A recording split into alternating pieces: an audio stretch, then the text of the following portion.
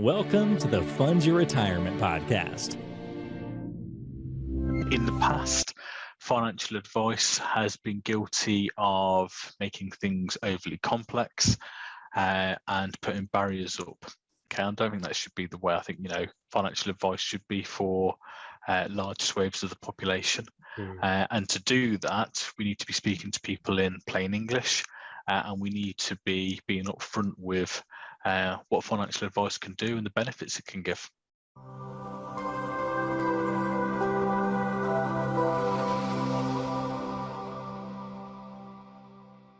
Hello and welcome to the Fund Your Retirement podcast.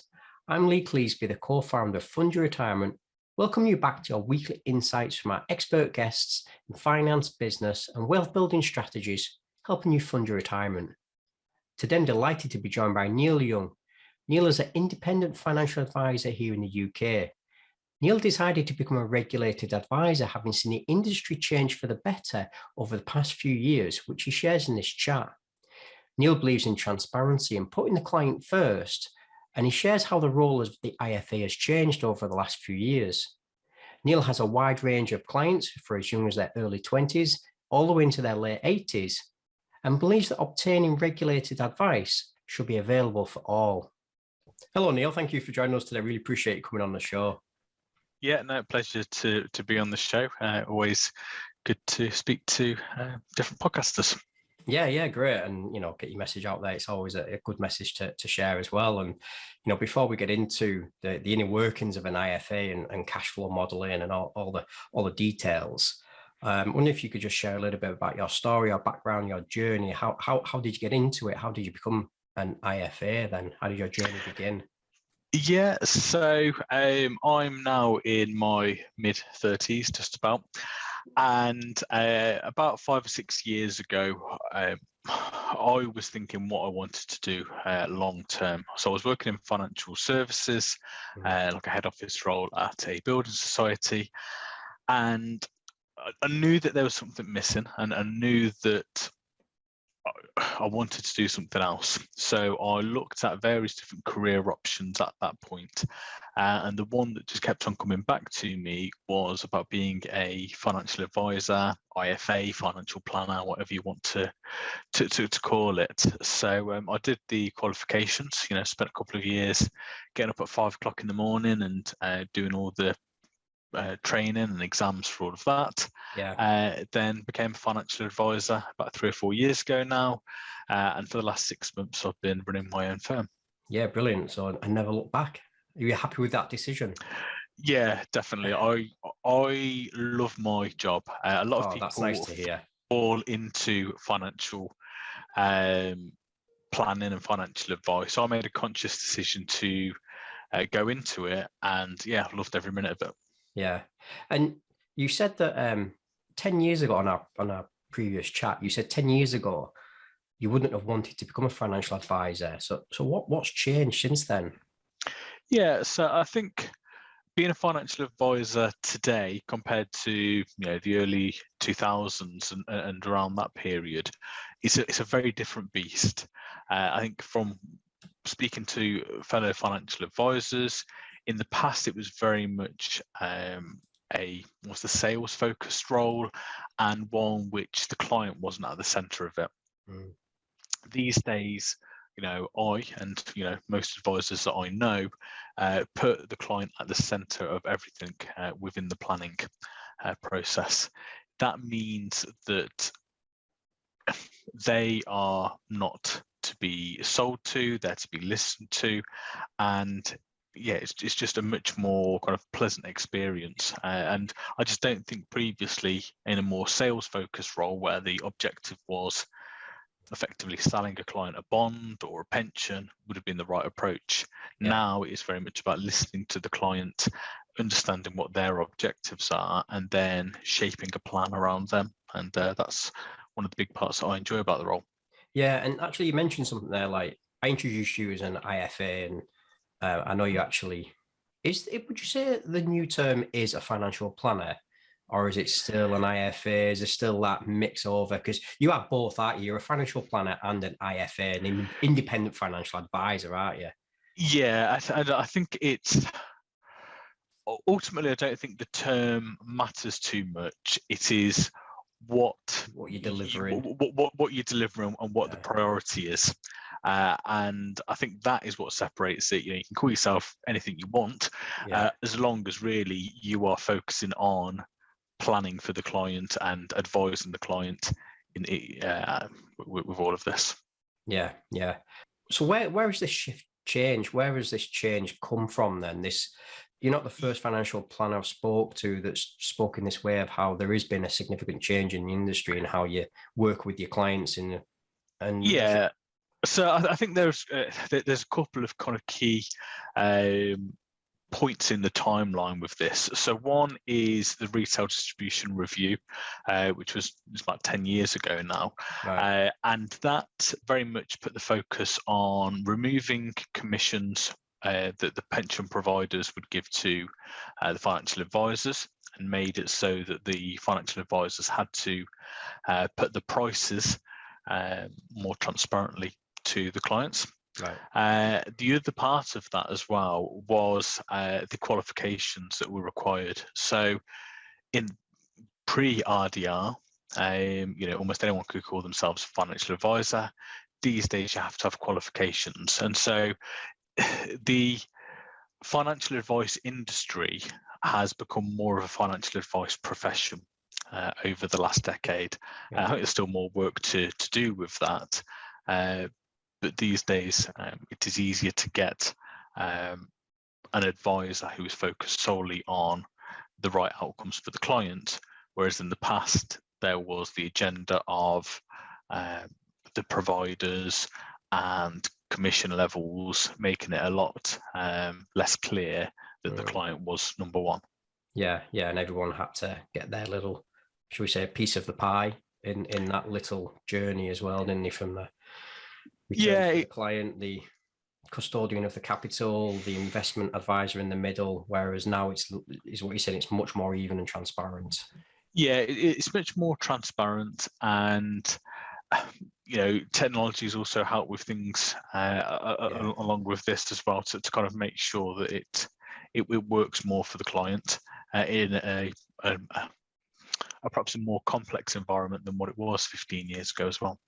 Yeah, and I suppose one of the problems now is actually getting that message out there, which is, in the industry term, it's known as the advice gap, isn't it? Of that, a lot of people over the years have been put off, haven't they, by the idea of product selling, whereas now that the industry's changed, how do you think that the advice gap can be bridged? How do you think that we can encourage more people to search out people like yourself? And yeah, so I think one of the unintended consequences of the retail distribution review was that a lot of the banks at that time, who had large swathes of advisor employees, pulled out of the market, in part due to RDR, in part due to it was just after the credit crunch as well. And so that left a big gap in terms of the number of advisors in the UK, and made financial advice more more for richer people. Okay. Now, kind of my approach to try and kind of reduce that gap and bridge that advice gap is really around making sure that financial advice is as transparent as possible. As part of that is in terms of not charging upfront fees, making more kind of fees for a subscription, but also just publishing my fees on the website as well. Okay, what I want for everyone in the UK is for financial advice to be as accessible as possible and not scary. Okay, in the past, financial advice has been guilty of making things overly complex and putting barriers up. Okay, I don't think that should be the way. I think financial advice should be for large swathes of the population, and to do that, we need to be speaking to people in plain English, and we need to be being upfront with what financial advice can do and the benefits it can give. Yeah, and I think a lot of jargon has been used over the years as well, hasn't it? Which can sometimes be quite confusing. So you express as well that you've got on your website, your fees are there. So literally, if a client was to say, right, Neil, let's sit down, let's have a plan. That's literally the fees that are there on your site now. That's literally all they'd pay for the services of a financial planner, of the Yeah, services you provide. yeah, Can't exactly. get much more transparent than that, can you? Yeah, exactly. It should be, in the same way as, people know how much they're paying for a Netflix subscription. They should be able to know how much they're paying for advice. And then it's a case of me proving the value to them. I'm there to provide value to my clients. It's not the other way around. And so I want to make it as easy as possible for them to make those decisions. And who would you say is your main, the bulk of your clients at this present moment in time? What sort of age ranges are they? What are you seeing? Are you seeing a trend younger or? So I think, speaking to the financial advisors, I am skewing younger in terms of the age range, because I'm able to not charge upfront fees and get people set up and give them advice very quickly. But I've got clients in their 20s, I've got clients in their 80s as well. So a whole range with all of this, and this makes the job very pleasant and very enjoyable, because I'm able to help people at the different stages, and give them what they need, and build their advice and their plans around them and their objectives. Yeah, well, you mentioned you actually love your job, so I mean, it's like, I suppose that creates variety, doesn't it? Yeah, exactly. And one of the greatest feelings in my job is telling people that they can go into work the next day and say they hand their notice in and retire. That is a fantastic feeling. And making that is a big decision. We expect people to have maybe 25, 30 years in retirement, so they need to have the clarity about their plans, and that's where financial advisors can come in and add real value. You can kind of take it as a given that a financial advisor might make you more tax efficient, or put you into more suitable investments, or reduce your investment costs. But the real thing that financial advisors are selling, I think, is clarity, and giving them permission to live their best life without sounding too cheesy. No, I appreciate what you said there. But so you mentioned some of the things there that you do, which is obviously looking at tax efficient ways of investing, cash flow modeling, things like that. Without actually going into too much details, because I'm aware, obviously, for compliance issues, you can't share too much, shall we say. I was wondering, when you're creating a financial plan for somebody, what are the types of things that you're working with them on? What type of things are the questions and the strategies that you put in place? I understand you can't go on too much, but just maybe if you could got an overview of something for anyone listening. Yeah, so the first thing is that we're spending the time listening to the client and their objectives. Okay, so whatever they want to do, whether it's purchase a motorhome, or reduce the hours at work, or whatever it may be, I'm here to listen to what their objectives are.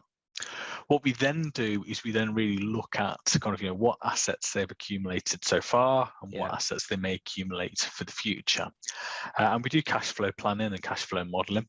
And basically with that, we assume that the client's going to live to 100, however likely or unlikely that may be. And the client usually scoffs when I say that to them. At that point, we say, okay, well, actually, based on where you are right now, is the money ever going to run out based on current spending, etc.? Okay. Now, if we can get to the point where the money is never going to run out at 100, that gives us options about what they are spending today and how they can enjoy their money today as well. Okay. And we model lots of different scenarios for them to build up the confidence and build up the clarity that they have, so that, again, when they go into work, the next day or the next week, and they are going to say they're going to retire, they've got the confidence about it. But all of the focus of the conversations isn't about investments and performance and all of these different things. It is all about, what do you want to achieve? What would be the ideal scenario for you? And let's see how close we can get you to that. So it's based on the objectives that the individual wants to achieve, whether that retire at 60 instead of 65, or they want to buy a motorhome and set off driving around Europe. Yeah. Work with them with the assets that they've got of looking to achieve those objectives, sort of thing. Yeah, exactly. And some clients may have lots of assets, and some clients may have very little assets. But ultimately, that doesn't matter so much. It's more about, like I say, what their objectives are. These are not my assets. These are the assets of the client, and I'm there just to make sure that they are allocating it in the right way for their objectives. It's not my money, it's their money. Yeah. That's very much how I see it. And I guess working with someone in their 20s is probably different to working with someone in their 70s as well. Different goals, different objectives, different needs. Yeah, definitely. So sometimes a client in their 20s might come to me and say, okay, I need a pension. And it's like, okay, that's fine. You're going to need to retire at some point. But what I also get the clients to consider is, okay, well, what about the next 5 years, next 10 years? What are these unknown objectives for the future? I want clients to think about the whole journey rather than just going straight into solution mode for them. Yeah. And would you say that the pension is a solution, but it's actually what do you want to achieve with that solution type thing? Is that what you're saying? Yeah, and it's just one of the solutions as well. There could be multiple answers to all of this, and I want my clients to be thinking about all of those different options because life will have its different paths and different journeys, and I want my clients to be prepared for that and to kind of enjoy the journey rather than focus purely on, okay, I need to retire at this point and it needs to look like this. So, well, actually, let's get it so it works for you long term, but also medium term, and also the super long term when they're getting into their 80s and beyond. Yeah, which would, for many of us would like to get there and enjoy it as well, I'm sure. But so you mentioned as well in our previous chat that what you've seen is one of the biggest challenges with actually getting people, well, you don't have a challenge getting people to retire, but when they come up to retire, it's actually getting them to enjoy themselves and spend the money that they've acquired. Yeah, exactly. So one of the reasons I set my pricing structure as I did was that it doesn't matter to me whether a client has got 10,000 in their account or 100,000 in their account or 500,000 in their account. Okay, because I do it on a fee basis. Yeah. I very much want clients to spend their money and enjoy their money. And by having my fees as I do, means that I've got no bias and no incentive for them to retain a large pot. Okay, if they want to spend their pot quickly because of they want to kind of enjoy whether it's their motorhome or holidays or anything like that, then that's absolutely fine by me. Okay, as long as we can kind of prove that they're not going to be causing detriment to their future self, I want them to be enjoying the money and spending their money where appropriate. Yeah, so I mean, how do you coach them through that though? Because I'm guessing there's some sort of probably mental blocks as well within there that they've worked so hard to build that pot up. Do they have the fear of the money running out or something? Do you think that's Yeah, and I think that's a kind of a genuine fear, because that is what the media and headlines and regulation often says is your money can run out, and it's about having adult conversations with the clients and say, okay, well, actually, this is what you are spending as of right now. This is what it looks like. We can model the different scenarios to show you there. But ultimately, this money is there for you to enjoy. Particularly if they've not got any dependents that the money is going to get passed on to. It's striking that balance for them. And with the savings rate still being very low as well, clients need to do something with the money, and they may not want to invest it. So rather than get it eroded by inflation, it might be then spending it on things that they enjoy, whether it's taking golf lessons or whatever it may be to enjoy it. And are you having to coach some of your clients through this period at the moment with this high inflation and low savings rate? Is that Yeah, proving a bit of an issue at the moment with some of your clients, or yeah, it causes anxiety for clients because anxiety probably more than anything? Yeah. yeah, there's lots of headlines there. I think for some it's worked in their favour because it's prompted them to make a decision to say, okay, I can't keep everything in cash, and so they've made decisions to say, okay, I know I need to be moving away from cash and investing it, Yeah. which I think will be good for them for the long term. But there are a lot of headlines there, and it can be of a concern. And some people are thinking, okay, I'll just carry on working for a little bit longer, or take a slightly different approach than they would have done. Yeah, I suppose that's not always an option, isn't it? Work an extra year, hopefully we'll be past the main chunk of the inflation by then, but who knows what the future holds. That's the thing, isn't it? I guess that's where working with you over the long term is you're there to support them, sort of thing. Yeah, exactly. I think this is where financial advice can really pay dividends for people over the long term, is that support and that sense check.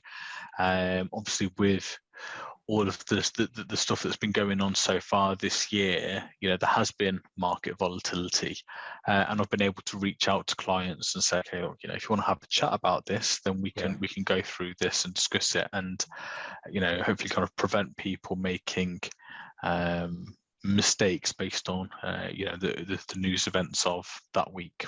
Yeah, you've mentioned there as well how the industry's changed. Sorry, at the beginning you mentioned how the industry's changed and how it encouraged you to get involved. Where do you see the industry going? Where do you see it trending towards? How do you see it improving from where it is? Yeah, so I think the industry more and more becomes a profession over time.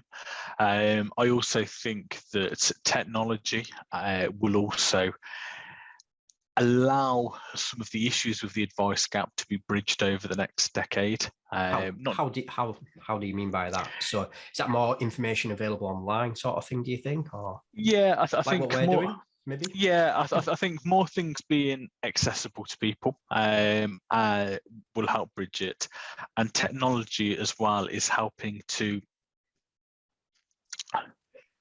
make things more available. The less, not necessarily robo advice, but more kind of a hybrid advice, where the best advisors are utilising technology such as the cash flow planning, video calls, etc., to ensure that advice can be affordable, accessible, and therefore more of the population. On demand type thing, basically, like Netflix on demand type sort of things. What do you mean? Yeah, I think when people are needing advice, I think it's going to be more accessible for people to look on it, whether it's on apps, whether it is through video calls, via email, to be getting in touch with their advisors, getting the support that they need, but then also if they don't need that advice, they're not paying for things that they don't need either. Yeah. Okay. Yeah. So how have you found the transition to being more online? Has that worked for you? Have you seen an improvement to your business from that? Your business? Yeah, I think being online and making myself accessible to clients online, it's just the way forward. It's just fantastic. It gives me the ability to speak to clients in Northamptonshire, and then 15 minutes later I'm speaking to clients in Birmingham or Leicester. That's brilliant, that, isn't it? Yeah, it's a really powerful thing. It allows me to see more clients, and that combined with technology such as DocuSign or the ability to send risk questionnaires online, or share my screen and change things on the fly in terms of people's plans, it just speeds up the process and makes it more accessible to people. Yeah, well, that's one of the things, actually, doesn't it? Does actually. It also closes the advice gap, doesn't it? Because it makes people like yourself more accessible, which is what you've said. So, it doesn't mean that people have to book an appointment, drive to an office, wherever that may well be, at a time where usually they're meant to be in work anyway. So, but being able to do a Zoom call on a Saturday morning,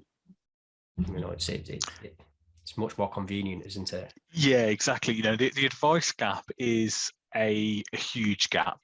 Yeah. And the only way of filling that gap is by small steps, sometimes by technology, sometimes by pricing, sometimes, you know, by other bits. But that's the way to cover that gap and build it up over time. Yeah. Is by making these steps. Yeah. So as we come to the end of this podcast chat, is there any sort of myths that you'd like to bust around financial advisors, financial planning? You know, now that from what you've seen from the inside and how it's changed, is there anything you'd like to say? Some myths that you'd like to? Yeah, I think the main thing to say is that financial advisors, you know, there are some dinosaurs out there and you have to be careful of that. But the vast majority of financial advisors I've come across are doing things for the right reasons to support their clients. Okay. The community as a whole of financial advisors is very supportive, particularly for new advisors coming into the industry. Yeah. And yeah, it's just a great profession. You know, gone are the days of financial advisors being salesmen. These days, financial planners, IFAs, whatever you want to call them, are generating real value to their clients by giving them clarity, and you know that's the thing I'd like kind of people listening to really think about. Yeah. And you know, financial advice is, you know, hopefully becoming more accessible to people as well. Yeah, I actually like the term financial planner. I actually really think it fits quite well. Where can the audience connect with you? Where can they follow you, Neil? Where can they book a consultation with you? Yeah, so the best place is to check out my website, which is planwithneil.com. That's Neil. On that website, there's a little video of me. There's all my fees on there. You can book an appointment with me. So that's probably the best place. Yeah. Alternatively, people can find me on LinkedIn. If they search for Neil Young, Plan with Neil, hopefully they should be able to find me. I will make sure all the links are in the show notes. Anyone listening or watching, just go in the show notes and you'll see the links there for Neil. So yeah, Neil, thank you very much for sharing your insights. Really helpful. And hopefully we've added our little bit there to close the advice gap. Yeah, fantastic. Thanks for your time, Lee. No, thank you. Cheers, Neil. I hope you enjoyed the video, and if you haven't subscribed yet, go ahead and subscribe to our YouTube channel. And you don't have to stop there either. We have more videos on the screen for you and lots more insightful content on our channel and our website fundyourretirement.com. I want to thank you very much for your time, and I'll see you in the next video. Bye for now.